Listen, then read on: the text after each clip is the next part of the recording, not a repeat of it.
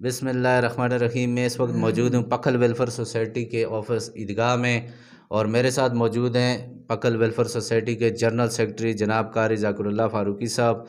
قاری صاحب السلام علیکم۔ وعلیکم السلام۔ قاری صاحب آپ کا تھوڑا سا ٹائم لوں گا، آپ سے 2-4 سوالات کرنے ہیں فاؤنڈیشن کے حوالے سے، سوسائٹی کے حوالے سے۔ یہ سوسائٹی آپ لوگوں نے کب شروع کی اور اس کا منشور کیا ہے؟ بسم اللہ الرحمن الرحیم۔ پرویز خان، سب سے پہلے تو میں آپ کا اور آپ کی ٹیم کا اور آپ کے کیمرے کا شکر گزار ہوں کہ آپ کی وجہ سے، آپ کی کیمرے کی وجہ سے ہمارا پیغام لوگوں تک بآسانی پہنچ سکتا ہے۔ میں پشتو میں ہی آپ سے گفتگو اور آپ کے سوالوں کا جواب دوں گا۔ سنگا چی زمونگا دی 10 فروری 2020 لا مونگا دی پکھل ویلفیئر فاؤنڈیشن بلکہ دا مخکینا عیدگاہ ویلفیئر فاؤنڈیشنو دا مونگا ایخو دی نوم چکم دے عیدگاہ ویلفیئر فاؤنڈیشنو، اور زمونگا نوجوانان چې کم ملک نه بار دي او هغه خپل نوکریانو کې او خپل مزدوریانو کې هغه غیزه کې مصروف دي، رزق حلال ګټلو لپاره تللی دي، نو هغه سکه و یو بل راتل پیسو لپاره چندو لپاره، نو هغه چې کم دي هغه مونږ ته وی هغه به تاسو کو چې ربي تاسو سره لپاره چنده جمع کوای، نو هغه به وی رمونګه زمونږه علاقه دا او هغه کې یتیمانان دي، کونډې دي، غریبانان دي، او هغه خلکو لپاره مونږه دا تنظیم جوړ کړی دی۔ نو هغه تنظیم جوړو، نو دو سوچو کو چې ربي داسې تنظیم مونږه خپل علاقې کې ولې نه جوړو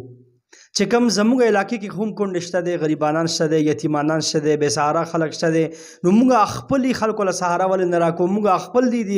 یتیمانانو بچو سر مته ولې لاس نه ږدو،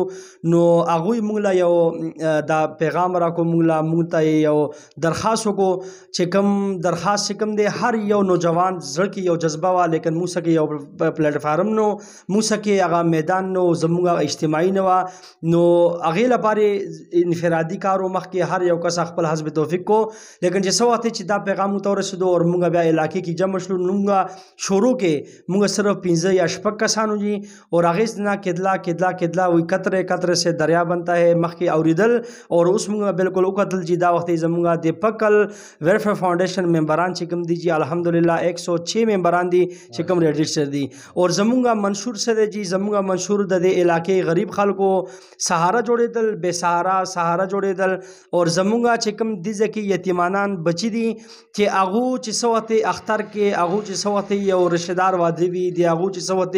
بیماری هغه چې څه وخت هسپتال ضرورت دي، د بیگ ضرورت دي، د کاپی ضرورت وي، نو هغه خپل بنچ مته کې ناسلو والا